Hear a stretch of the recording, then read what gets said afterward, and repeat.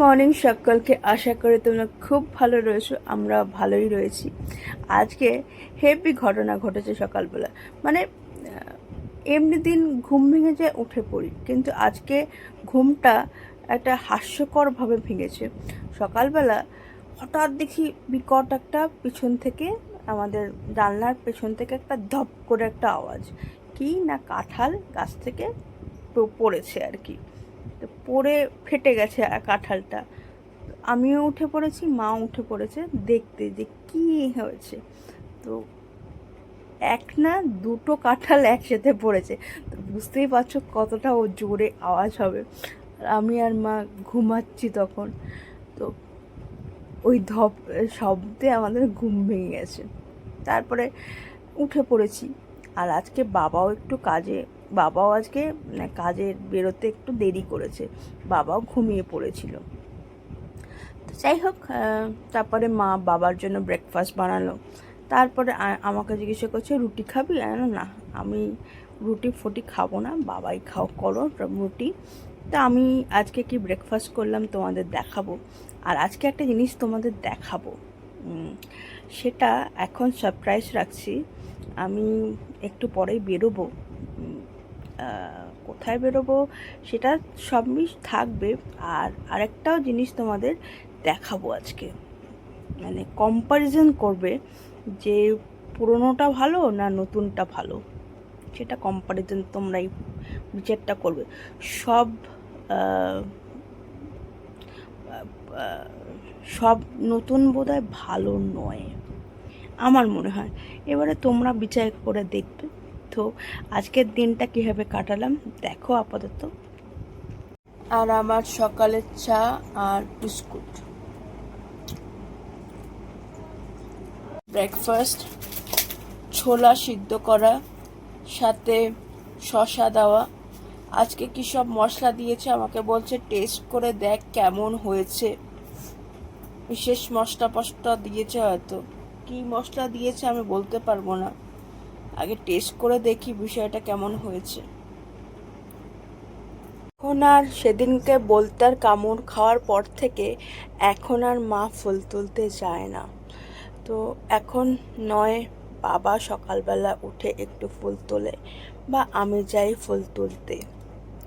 তো আজকে মোটামুটি ফুল পেয়েছি, আর পুজো দেওয়া কমপ্লিট। আজকে আমি পুজো দিয়েছি। তো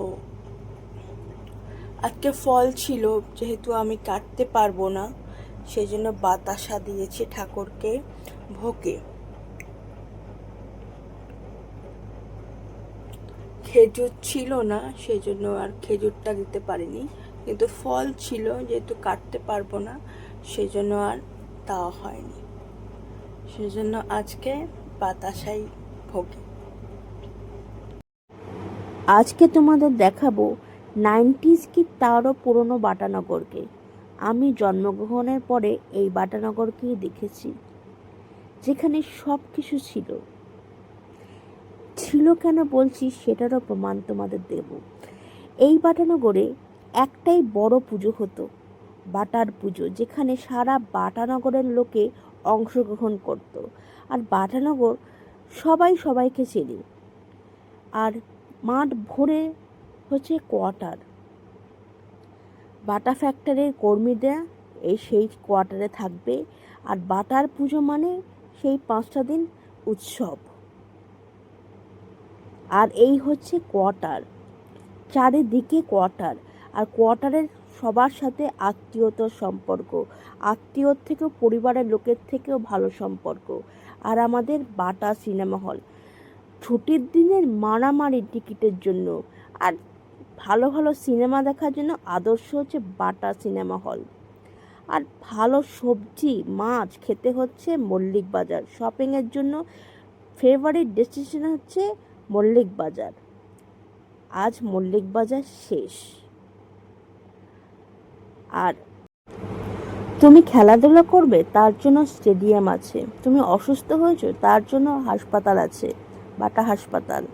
কিন্তু আজ হাসপাতালও নেই, স্টেডিয়ামও নেই, কিছুই নেই আজ। আর বাটার রাস্তাতে কৃষ্ণচূড়া গাছ, কি রূপ তার! আজ কিছুই নেই বাটানগরে। আজ কি আছে তোমাদের সেটা দেখাবো। আজ সিনেমা হলও নেই, যেটা পুরনো বাটানগরে ছিল। সেখানে আজ অন্য কিছু আছে। কি আছে সেটা দেখাবো। আর বাটায় যারা থাকো তারা হয়তো দেখেছো দোতলা কোয়ার্টার, সেই দোতলা কোয়ার্টারের কাঠের সিঁড়ি, আর মাঠে গরমকালে বসে আড্ডা দেওয়ার, ফুরফুরে হাওয়া বইছে আর বন্ধু বান্ধবদের সাথে আড্ডা দেওয়ার, সে কি মজা। আর আমাদের বাটার শিব মন্দির ঐতিহাসিক, একসময় তো সেটাও ভগ্নাগড়ে পরিণত হয়েছিল, কিন্তু এখন খুলে। জায়গাটাকে আমরা বটতলা বলি। ওই পাটটা সবই ওই রকম কোয়ার্টার ছিল আগে, আর শুধু জঙ্গল।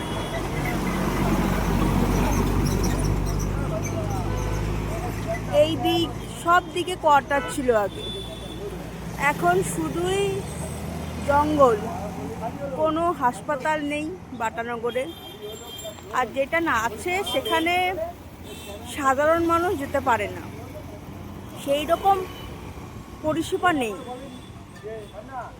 তুমি বাটানগরে এলে পরে নয় জঙ্গল দেখবে, আর নইলে পরে কয়েকটা বিল্ডিং দেখবে, বড় বড় বিল্ডিং।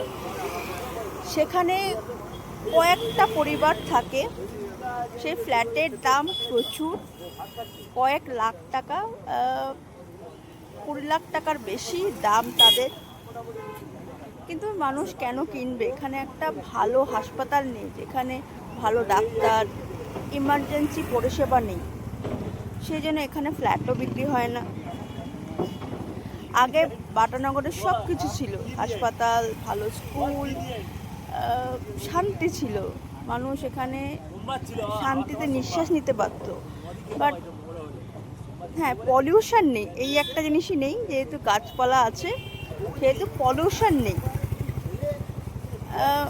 বাটা কোম্পানি এটাকে বেশ সুন্দর একটা এলাকায় পরিণত করেছিল আস্তে আস্তে। এখানে মানুষ ভালো থাকতো, লোকাল স্কুলে পড়তো, তারপরে কলকাতায় হায়ার স্টাডির জন্য যেত, কলেজে পড়তো। এখানে মহেশতলা কলেজ, বজবজ কলেজও রয়েছে, সেখানেও পড়াশোনা করতো। আর এখান থেকে কলকাতা যেতেও কোনো অসুবিধা নেই। হ্যাঁ, হচ্ছে একটা ব্রিজ হয়েছে, সম্প্রীতি ব্রিজ, সেটা আবার 10টার পরে বন্ধ হয়ে যায়। অদ্ভুত এক ব্রিজ। বাটানগরে আদতে কোনো উন্নতি হয়নি। বাটা ফ্যাক্টরিটা অবনতি হয়েছে, প্রচুর কর্মী কাজ করতো, মানে মার কাছে শুনেছি, দাদুর কাছে শুনেছি, এক্স্যাক্ট মানে একটা সময় প্রচুর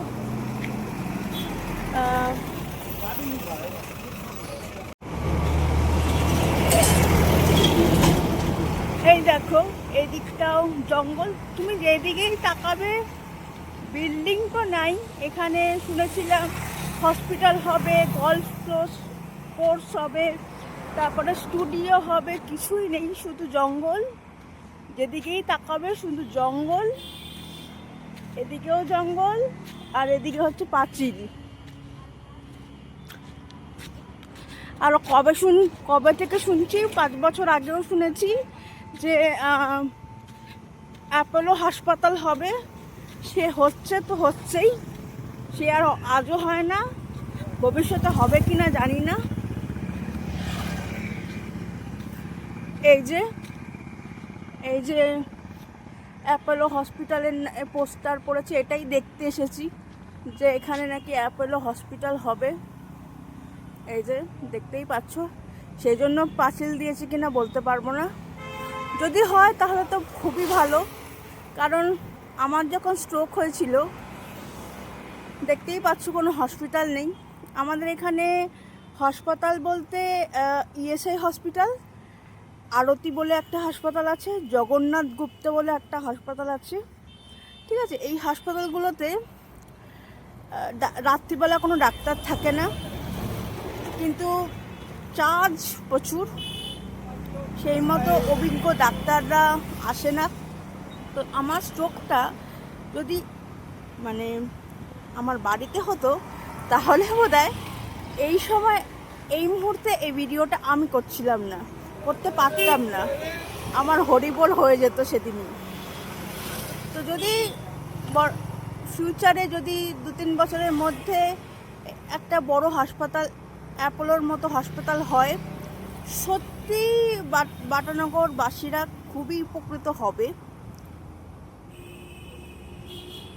এখান থেকে দেখতে পাচ্ছ টল বিল্ডিং, এটা হচ্ছে অম্বুজাদের বিল্ডিং, যেটা কাজ বন্ধ হয়ে গেছিল, শুনছি আবার নাকি কাজ শুরু হচ্ছে। এরকম বড় বড় বিল্ডিং বাটানগরে আসলে দেখতে পাবে। কনস্ট্রাকশন, আন্ডার কনস্ট্রাকশন, কয়েকটা কনস্ট্রাকশন শেষ হয়েছে, আন্ডার কনস্ট্রাকশনই বেশি। এই একটা বিল্ডিং, এটা কবে থেকে দেখতে পাচ্ছি এরকমভাবেই পড়ে আছে। এটা হচ্ছে এলগিনের আরেকটা পার্ট, এটাও কনস্ট্রাকশানে, ওখানে ওটা কমপ্লিট হয়ে গেছে। তো তোমাদের আজকে দেখাবো আমাদের বাটানগরের অবস্থা কী। আমার আগের বাটানগর খুব সুন্দর ছিল, কৃষ্ণচূড়ার গাছ ছিল, আর এখন কৃষ্ণচূড়ার গাছ দেখা যায় না। আর বাটানগরের লোকেরা খুবই সংস্কৃত প্রেমী লোক, পড়াশোনা কালচার নিয়ে থাকে।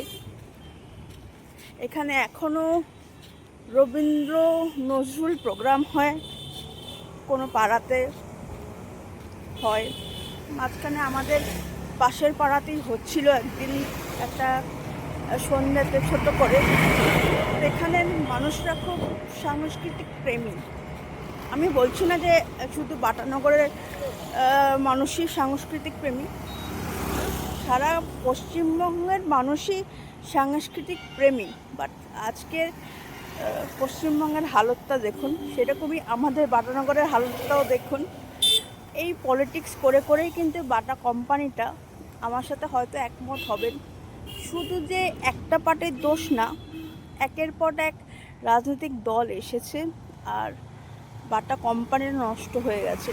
একটা সময় হাজারে হাজারে কর্মী কাজ করতো, কিন্তু এখন বাটা কোম্পানিটা শুনেছি সেরকম, সেই দেখেওছি যে 5টা বাজে করে হাজারে হাজারে কর্মী বেরিয়ে আসতো, বাট এখন আর সেটা হয় না। এই পুরো এলাকাটা বাটা কোম্পানির আন্ডারে ছিল, আস্তে পলিটিক্যাল পার্টির আন্ডারে জমিগুলো এসে গেল। তারপরে এরা এক একটা কোম্পানিকে দিয়ে দিল, তারা এখন কনস্ট্রাকশন করছে, সেটাকে ডেভেলপ করুক, বাট সেই কাজও আটকে আছে। কেন আটকে আছে সেটারও নিশ্চয়ই কারণ আছে, সে কারণটা আমার জানা নেই।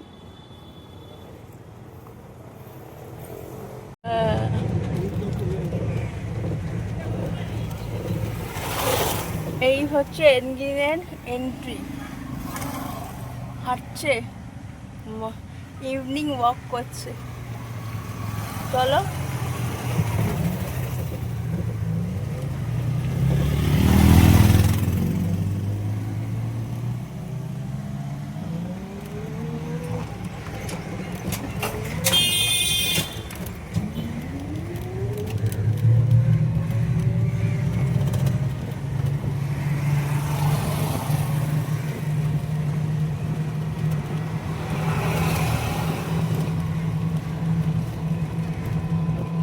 এলগিনটা সুন্দর।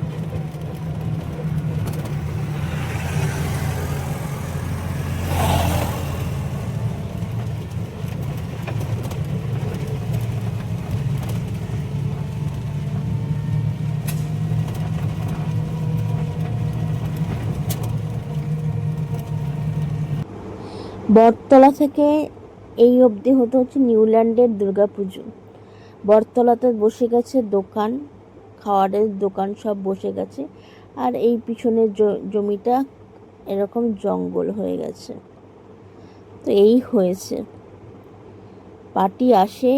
আর এইটা হচ্ছে তোমার মল্লিক বাজার ছিল আগে, এখানে ফাঁকা হয়ে গেছে। মল্লিক বাজার এখন শিফট টু বাটা মোড়, এই জায়গাটা ফাঁকা থাকে, আর এখানে বন্য ফুল গজিয়েছে। স্টেডিয়ামটা তো একদম বন হয়ে গেছে। স্টেডিয়ামে একটা সময় সকালবেলা বিকেলবেলা সবাই ফুটবল, ক্রিকেট, এই হচ্ছে স্টেডিয়ামের রাস্তা। পিছনেও বিল্ডিং হয়েছে কিছু কিছু। তো তো আজকের ভিডিওটা এখানেই এন্ড করছি। যদি আজকের ভিডিওটার কিছু তোমাদের ভালো লাগে তাহলে প্লিজ সাবস্ক্রাইব করবেন আমাদের জীবনকে। আর একটা ভিডিও নিয়ে কালকে আবার তোমাদের সাথে দেখা হচ্ছে। তো বাই বাই, সবাই ভালো থাকো।